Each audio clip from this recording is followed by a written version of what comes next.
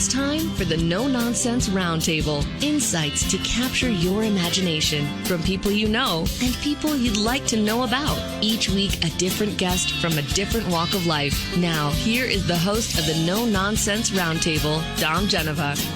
Well, good morning, everybody. You're listening to another edition of the No Nonsense Roundtable. I'm Dom Genova, your host every Saturday, 10 to 11, right here on News Radio M 1180. And I'd like to remind everybody you can find the past shows on nononsenseroundtable.com. I have a guest here, a second appearance for the guest, and the last time he was on, oh my Lord, it seems like so long ago, was June 1st of 2019, and the gentleman's name is Ben Jacobs. Ben Jacobs from the Rochester Business Journal. What is your formal title? Publisher, owner, all-round guy, what is it? Officially the associate publisher and editor of the RBJ and the Daily Record. Does that fit on one card? Barely. Well, and the other thing, before the show, I didn't realize how many publications that you are in charge of. It's the RBJ and the Daily Record. The Record is for legal services, is it? It's a legal newspaper for a daily newspaper for the mostly legal audience, yeah. Well, let's talk about first, where'd you grow up? What did you want to do when you were like 10 years old? And, I'm sure a lot of people, they pivot in life. Nobody said I wanted to be an editor of a business paper. So let's start. Where were you born? I'm from Western Mass, Springfield, Mass. Oh my God, you're not a Red Sox fan, are you? I am. Oh, yeah. How do I end my? This happens all the time. Well, it's been nice knowing you, and thanks for stopping in. I'm only teasing you. But so, how did you end up in Rochester, New York? Tell me about your path in life. Sure. So I came to Rochester to go to college. I went to UR, which I found out about through high school, college counselor. Looking at schools that might be a good fit for me, and recommended UR, and I came out to visit and loved the campus and what the school had to offer. So I came out here for school and was not thinking about journalism at all at that point. I actually was initially going to major in math and statistics at UR. Now, a little bird told me that your degree is in philosophy. It is, yes. So how do you go from math to philosophy? Very abruptly. Very abruptly. I decided my sophomore year that I didn't like math anymore, and I didn't want to do it as a career. Okay, so if I ask you philosophical questions, you won't have a problem with it, right? I don't know that I know all the specific references anymore, but no. Ask away. Okay, so God's supposed to be all powerful, right? If God is all powerful, can He make a rock big enough so He Himself can't lift it? That's an interesting question. Yeah. It's a conundrum. My favorite is Descartes, right? I think, therefore I am, right? That was Descartes, wasn't it? Yep. Okay, but you know what the Moody Blues said? What's that? I think, therefore I am. I think. So I can see what you got out of philosophy. There's no good answers. There's absolutely no good answers. So what was your first job in the publishing business? At the Democrat and Chronicle, I was a part-time, they called them outfielders in the sports department, taking high school phone calls, sometimes covering events, doing the tiny agate pages for the scoreboard stuff. So you're doing sports. Do you like sports? Yeah. I used to be a huge sports fan. I've mellowed on my sports interest as I've gotten older, but well, let's go in that direction. What sport do you like? My favorite was always baseball. Yeah. Me too. Well, the thing about baseball is the more you know about it, the more you like it. I mean, a lot of people that just don't understand the game. Yeah. So for a long time, I was a diehard baseball fan. I like all sports to some degree, but baseball is the one that I really got into, and I still have a bookshelf full of baseball books, and I would go to baseball conventions sometimes, but I don't do as much of that anymore. So tell me about the rest of your path. How did you get to where you are now?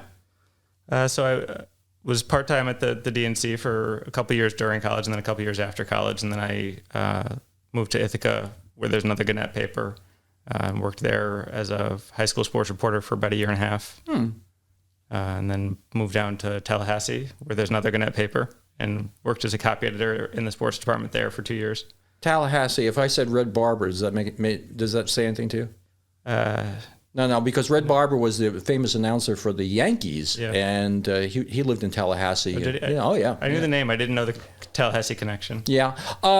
So how did you get up here to the Rochester business? Was there someplace in between there that you stopped at, or what? So after a couple years at Tallahassee, I came back to Rochester to work at the DNC, and I worked there in various editing roles for about 8 years, and then got laid off in October 16. And, okay. And a month later, got an offer from the Daily Record at the time, and then shortly after that, started working on the RBJ as well. So the paper's owned now by what's the name of the company? I forget. Bridge Tower Media. But it wasn't always Bridge Tower Media, was it? Since I've worked there, it's always been Bridge Tower Media. The division. So Bridge Tower Media was a division of Gatehouse at the time, and then Gatehouse merged with Gannett. So we were then a division of Gannett, but we've since been spun off. We found a private equity buyer, so we're now privately owned. Well, the interesting thing about the paper is that it seems like a lot of work. You publish a paper every week in a hard copy, and then you have your daily updates and whatever. How many people you got working for you? The editorial team is 6 of us in Rochester. That's it? Yep. Really? That's amazing, the work that you put out for that. What's your circulation?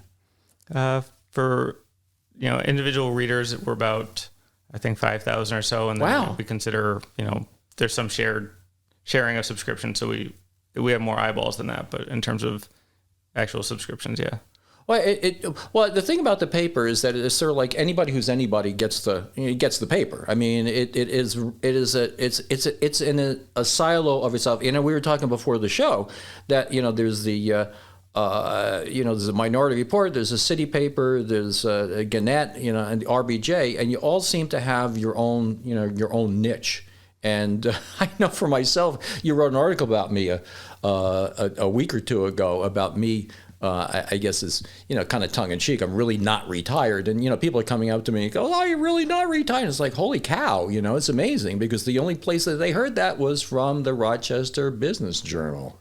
Well, So we like to think that everybody reads us, so it's great to hear stories from people who've run into people who've read stories in our paper. Well, the thing about the paper is it's just not business stories too. There's a lot of human interest stories. Scott Petoniak, a great sports writer, has a column every week in your paper. You now have a new columnist, which is me.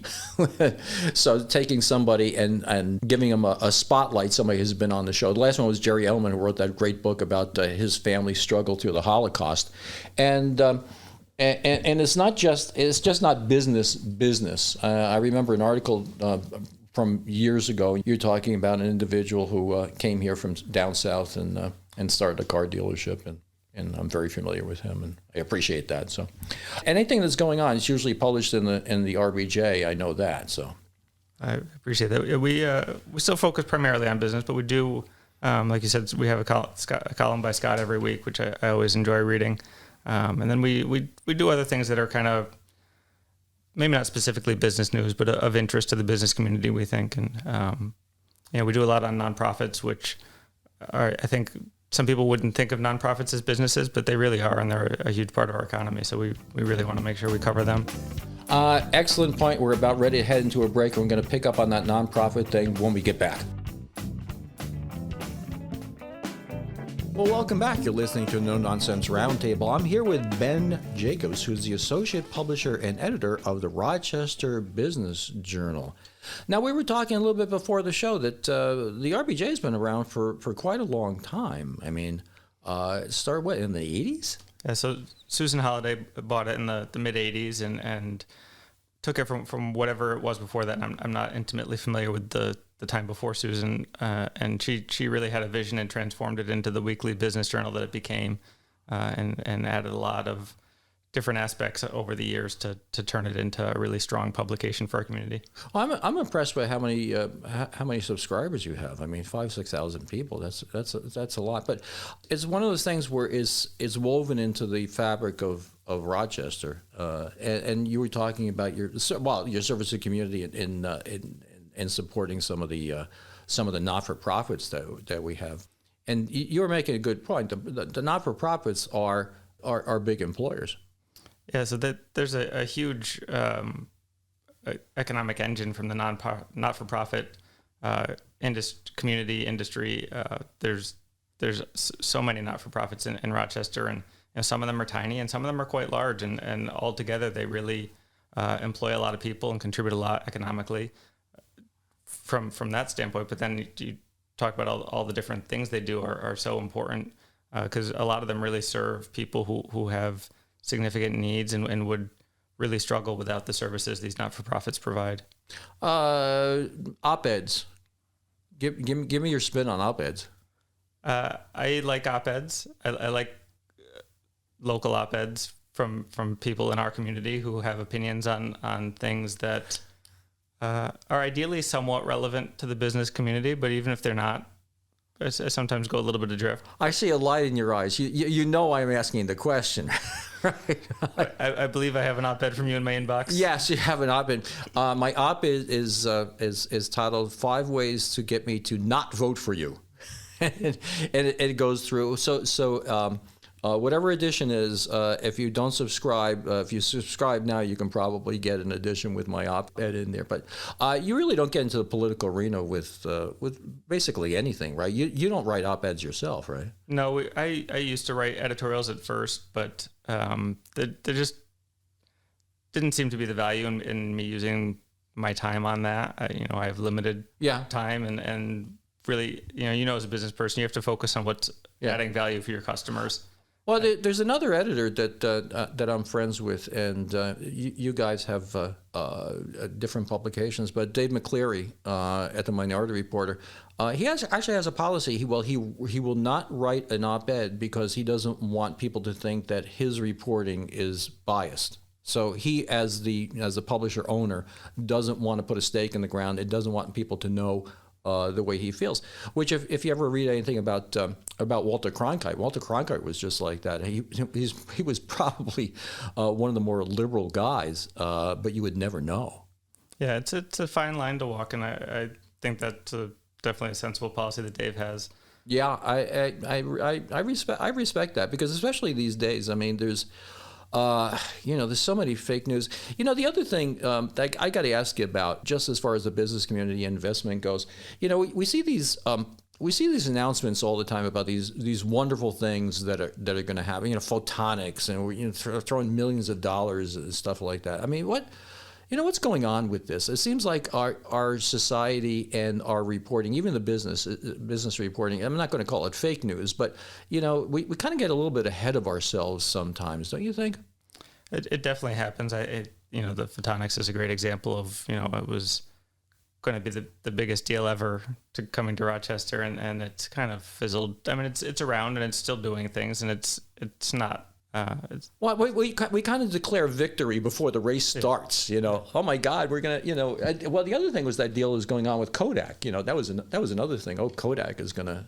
What was that? Was supposed to be having something to do with pharmaceuticals or something? Yeah. What was that? Yeah, that was a deal they were gonna have, and then there were some issues with the SEC that ended up scuttling that. So that was definitely. You think you would have had that figured out before you made the announcement, right? Yeah. Oh my God. Yeah, I agree that there's a tendency to assume the best case scenario when we're announcing these things sometimes. Well, I get back to the political thing, and it's just human nature. You want to put your best foot forward, and you come up with a plan, and you think it's going to be executed. But it's like I say, the worst law of all is the law of unintended consequences. It's just you have no idea what the end result is going to be and how successful you're going to be. But it seems like the whole landscape of journalism has changed over the years. Now, you don't have a degree in journalism per se, but you seem to obviously be very educated and subscribe to journalistic standards. Yeah, so I didn't go to school for journalism. I took the few courses on journalism that you are offered at the time, and I majored in philosophy so that I could hone my writing and thinking skills. And I think philosophy is an underrated major for anybody because it just teaches you how to think about the world. Well, that's what they say about they say about the law. You know, there are a lot of people that go to school to become lawyers, and they're doing something else. But they say it teaches you how to think. What's the most important thing that a good journalist has to have as a talent, you think? You have to be objective and inquisitive, and not make assumptions. Be willing to just keep asking questions until you're sure you have the true answer, as close to the truth as you can get for the answers. Has there anything over the years that surprised you about Everdoit's story, and it was something that like, oh my God, look at this? Good or bad? I can't think of any off the top of my head. You know, there've been a lot of stories that I've been involved in, you know, that I've thought were really good stories or really interesting stories, but I can't think of one off the top of my head. What's the favorite thing for you to, like somebody would to hand you a story and you'd like to pursue it? What would it be? I just want it to be something that's interesting, something that makes people want to read more and learn more about the topic. You know, you want to find a story that's going to hold people's attention and make them say, huh, this is an interesting company, or this is a interesting trend that's going on. I didn't know about that. I want to know more. Well, you have to have a pretty close relationship with the Chamber of Commerce and the Tourist Bureau and everything else. I mean, these people got to be calling you all the time, I would think, right? Yeah, we work closely with both the Chamber of Commerce and Visit Rochester, absolutely. The thing about Rochester is that it's amazing. It's kind of a little bit frustrating because it's so much better a place than we kind of give it credit for. You know, we have the self-deprecating humor, you know, that, you know, it's Rochester, the sky is concrete and it's snowing all the time. But if you look at, you know, kind of a cheerleader for Rochester, if you look at property values, the schools, the schools in the city have some challenges, but the suburb schools are pretty solid. The weather is, the weather's kind of crummy, but then again, you can afford a house. It's not like being in Nassau County, Long Island, where $750,000 buys you a 1,200 square foot raised ranch, you know, I mean, Anita and I think we're the last people that moved from North Carolina to Rochester. So I think Rochester's a great place. I love living here. So yeah, well, and if nothing else, you get a great business journal if you move to Rochester. So we're going to talk more about that after the news break. Well, welcome back. You're listening to the No Nonsense Roundtable. I'm Dom Genova, your host, and I'm here with Mr. Ben Jacobs. He's associate publisher and editor of the Rochester Business Journal. And anybody who listens to this show at all knows at the bottom of the hour, I like to give a big hearty thank you to the Bob Johnson Auto Group for sponsoring the show. People I sold my dealerships to. Good people, and if I could trust them to sell my dealerships to, you can trust them to buy a car and get treated the right way. And Ben, you know, we were talking during the break about a little bright spot that we had for the Roundtable last week is that we published our jingle that we did in conjunction with Don Alhart and Chuck Bricado and the Rotary for the Rotary Sunshine Camp. I mean, you saw that on Don Alhart's Bright Spot, right? Absolutely. I thought that was a great piece and a great jingle. Yeah. Well, you know, the thing about the Rotary Sunshine Camp is that we got a tour of it, and it's 160 acres, and they have all these accommodations for children with special needs, and it's been around for 100 years now. And it's a very worthwhile cause. And I'm going to take a second and play the jingle now so everybody can hear it. It's a magical place for kids of all abilities. The Rochester Rotary Sunshine Camp.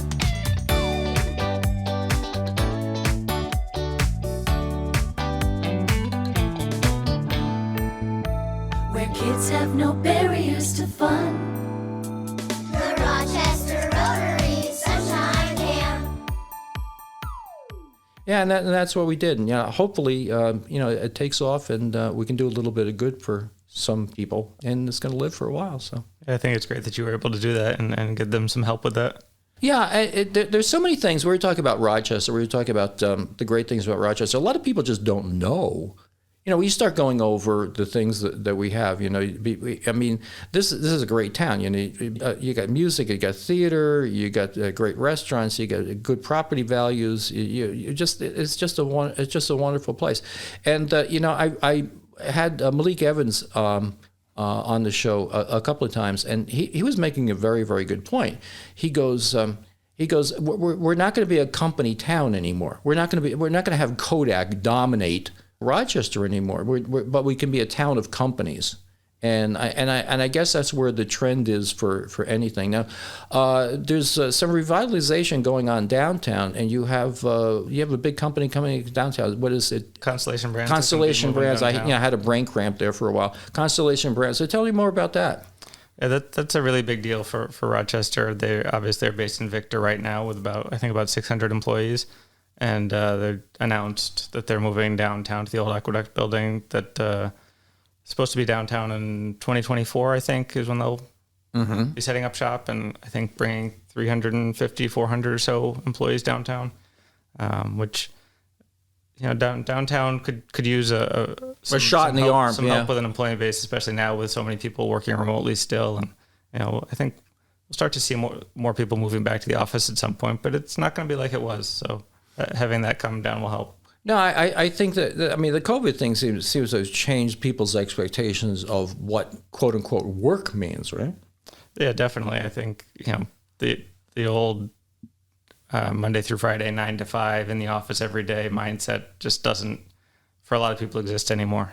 People aren't interested in that or willing to sign up for that. They want flexibility. They want to be able to work from home sometimes. They want to be able to work different hours if they need to accommodate their lives. So, well, I think culturally we've changed. I think our younger people, I'm not saying it's a bad thing, but they look at their quality of life. In my day, one of the reasons I left Chrysler is that I'm working in an environment where everybody was staying in the office till 9 o'clock at night because nobody wanted to be the first person to leave.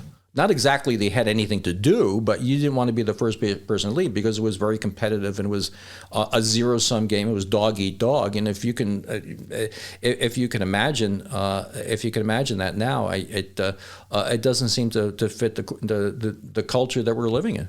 Yeah, no, I think people have definitely moved to wanting to prioritize having a quality life and balance that with their work. You hear about work-life balance all the time, and it's more than just work-life balance. I think people want the flexibility to be able to, address different things at different times. You and I were talking before the show about how I have 4 kids, and sometimes I'm working at 6 a.m. because I have things that I have time to get done, and sometimes I need to take a break to go drive my kids somewhere during the middle of the day.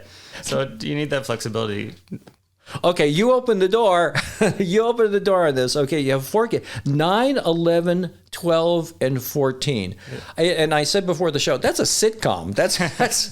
Yeah, it's a family, but there's a sitcom there. I mean, it's 9, 11, 12, and 14. Well, you know what? Let's do a little personal thing. Tell me about them. What they travel in a flock? They must. I mean, those with little separation of age you got there. So we're a blended family. My wife and I are both on our second marriage. So the older 2 are hers, the younger 2 are mine. So I have 2 girls, 9 and 11, and she has a 14-year-old boy and a 12-year-old girl. So we've been together almost 4 years now. So it's been the 4 kids have been together for that long as kind of this family unit we have now. And they're all going through teenage and preteen years. So it's a little. There's some changing dynamics all the time of who's in a good mood and who's not in a good mood. But it's been great. Yeah. Well, the girls got to be 21 and we started, going to dinner and drinking and having cocktails and just discussing our lives together and whatever. And at some point in time, you have a different relationship. Your parents, but you're. Friends and mentors as well. It's really great. I have this expression: you look in the eyes of your children that are supposed to be here. It's like if you did anything different, they, whether they're blended, adopted, or whatever, you were supposed to be in that child's life. It's kind of neat. Yeah, so. Absolutely. I look back on my life and I have trouble having any regrets because if I changed anything about how I would have lived my life, then I wouldn't have the family I have now. So precisely. Okay, let me ask you a personal question because. I like to. You're a younger fella. Did you want to have kids when you were younger, or did it develop when you were in your 20s, or what? I mean, how did that happen? I think when I was younger, I always just kind of assumed that I would have kids. Okay. And that was just kind of the assumption for most people. You're gonna go to college, you're gonna have kids, I am so fortunate because when I was young, I didn't want to have kids, and it ended up that life got I woke up like in my late 20s. I woke up and it was like, oh yeah, maybe I do, and so I have 2 girls now. And I just love them. I just love them absolutely dearly. I mean, life wouldn't be the same without them. So you've been doing this since 2016. So it hasn't really been that long. It's only been 6 years. How things changed? Forget about COVID. How things changed since 2016 in your business? So we're doing a lot more digitally, focusing a lot more online. Print is still hugely important. We have a very strong print readership. People still like print, but we need to be focused on digital as well. That's where people are going to be in the future. And also we're just growing our events as well. So events, digital, those kinds of things.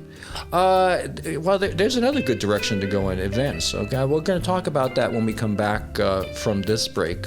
Because communication just isn't something that's in print. That's like the stuff that we're doing for the No Nonsense Roundtable. I'll tell people about a couple of events we have coming up. But that's a pretty good direction to go in when we get back, which will be soon.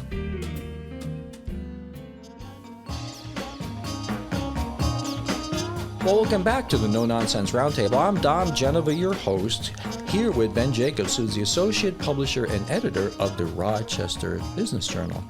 And before the break, we were talking about events, and that it's just not the news, and it's not just the articles, but you have events. And I'd like to make a little bit of editorial comment on that because that's a very good sign. There was a fellow that wrote an article for the Harvard Business Review years ago, and it was called Marketing Myopia. And I read it years and years ago. The guy made a really great point. And he said, he was talking about the railroads at the time. He said the railroads didn't understand what their business was. And they thought their business was railroading. It really wasn't railroading. It was transportation. So they should have pivoted and adapted accordingly, and they didn't. And you see some businesses that do, like IBM was the number one manufacturer of desktop computers back in the early 80s, and they don't make desktop computers anymore. And you see some other companies that adapt, like Apple. Apple almost went out of business, but then the iPad and the iPhones. And then you see some that don't. I mean, frankly, you look at Kodak. I mean, their product was not pictures on pieces of paper, it was images, and no matter how they are given to people. And so you have events. I mean, and let's talk about some of these events, because that's another facet of what you do, and that's encouraging that you do that. Yeah, so we really see our businesses, like you said, you need to know what your business is, and we see what we do is just content. And, sometimes that's an article in a newspaper, sometimes it's an article on a website, sometimes it's a webinar, and sometimes it's an in-person event, because it's all just different types of content that people might be interested in, might need to help them run their businesses or help them interact with other people.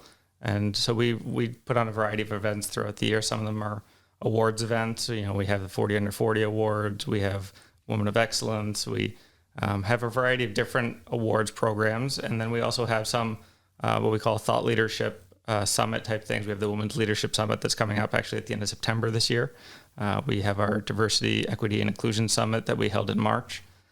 So we're trying to inform people, connect people, and recognize people who deserve to be recognized for the good work they're doing in our community. And that's just all part of, whether it's an event, whether it's an article, whether it's something else. It's all about content and connecting people in the business community. That's right. I ever think of hosting a how to buy a car and not get taken for a ride seminar, or maybe virtual or in person. I'm just throwing that out for you there. I'm sure there's a lot of people who could use that seminar. Well, and I'm going to do a little shameless self-promotion here, because the No Nonsense Roundtable, I am adapting or changing or creating a number of different things. I call them the No Nonsense Roundtable road shows. So the first thing I'm doing is sponsoring Gene Cornish Day It's going to be September 26th at the Red Wings. And most people know that Gene Cornish spent most of his life here in Rochester, and he was an integral member of the Rascals back in the early 60s. And he is in the Rock and Roll Hall of Fame. So we're going to have a little to do at the Red Wings game on September 26th. And then I'm sponsoring a book signing. Years ago, we had a book signing with Jack Garner, God rest his soul, Scott Petoniak, Gary Craig, and Jeff Spivak. And we're gonna do that again. Have a book signing in November. Time for you to get a book for Christmas. And speaking of Christmas, I talked to Christopher Bench at the Museum of Strong Museum of Play, and they have a theater there. And hopefully, we're going to be sponsoring, or we're going to actually be producing a Christmas show that is the No Nonsense Roundtable Christmas show, and it's going to be broadcast on Wham. Hopefully, this is the things we're planning on. So you remember Lake Wobegon, right? Absolutely. Okay, Lake Wobegon was a fictional town in Wisconsin someplace. So I invented my own town. Did I ever tell you this one? No. What was the town? No, actually, I trademarked it in the town, and we're going to have news from the Middle Finger Lake. News from the Middle Finger Lake, where life is perfect but could always be better. Sure. Yeah, I think that's got some legs. Yeah, what do you think? Yeah, I mean, if Garrison Keillor could do this on Lake Wobegon, I think I could do this on Middle Finger Lake. I think the merchandise alone, I don't know what the logo would be. It would be a little bit dangerous, but we'll keep it clean. You know, it won't offend anybody. But we had the show last year on air, and Don Alhart read his book, Sibley the Mouse, and I'm going to see if I can encourage him to do that. So, but you adapt, you pivot, you find these people, and that's part of this show too, is that you find these people like you that a lot of people don't know. I mean, they wouldn't come across you under normal circumstances, but they get to know you as a person, as a human being, and what you do. What's the most fun that you have in your job? I love just interacting with people who are doing interesting work. I get to meet a lot of interesting, important people who are really an important part of our community, and it's great to be able to learn more about them, help tell their stories, what they're doing, what their company is doing, and at our events to be able to recognize people who are doing amazing things and see how proud they are to be recognized. So that's the kind of stuff that I enjoy most. I was just thinking, the cool thing is, the difference between you and me is that you can call somebody and they know who you are. Yeah, I mean, you can call somebody in a company and they know who you are, and they'll take your call. It's I get this, of course I get this little show. I call them up and they're like, "What? Who are you?" They have to be taking your call, I would think, right? Most people. That's really cool. Yeah, no, I do like that, and it gives me an opportunity to talk to a lot of people who, if I didn't have this job, I wouldn't ever get a chance to talk to and learn about what they're doing. So I feel fortunate to have that opportunity. Well, you sell me your Rolodex. Oh, Rolodex. It shows how old I am. Rolodex. Sell me your Rolodex. Nobody has a Rolodex anymore. It's like one of my pet peeves. They say, when you somebody has a video of something, they taped it. They didn't tape it. There's no tape anymore. Or you're now we're really going crazy here. On your emails it says CC. There's no carbon copy anymore. I just don't understand these things. Do you have a pet peeve? I probably have a lot of pet peeves. I try not to obsess about them too much and try to kind of just go with the flow as much as I can. But there are certain things that probably annoy me, and come on, related to my job. To my job. No, relate to anything. One of the biggest pet peeves is just I because of my position, I'm on all sorts of national marketing lists, and so I get inundated with emails from people trying to pitch me stories that have no relevance to the Rochester community, and it's just a waste of time. But I have to laugh because one of the wisest things I ever heard somebody in publishing was Gary Craig, and Gary Craig says, frankly, most people's stories aren't that interesting. That's true. My mother, God rest her soul, says everybody thinks their kids are the best looking. So it's never be honest when somebody presents their baby, even if they're not the best looking. It's got to be the best looking baby in the world. Last words. We have about 30 seconds. Just thank you for having me back on. It's been great to chat, and I think what you do here is great to give people an opportunity to talk about themselves and their roles. Well, the thing is that so many people have such interesting lives, and some people and some people you just don't know, and you get into their psyche a little bit, and you get to learn about them. It's really great, and no nonsense, no gotcha questions, except that question about God being all powerful. So thank you for listening, everybody. I appreciate your support, and we will see you. There's another one. We're not going to see you, but we will be here next Saturday. Well, thanks for watching this YouTube. If you liked it, please like and share.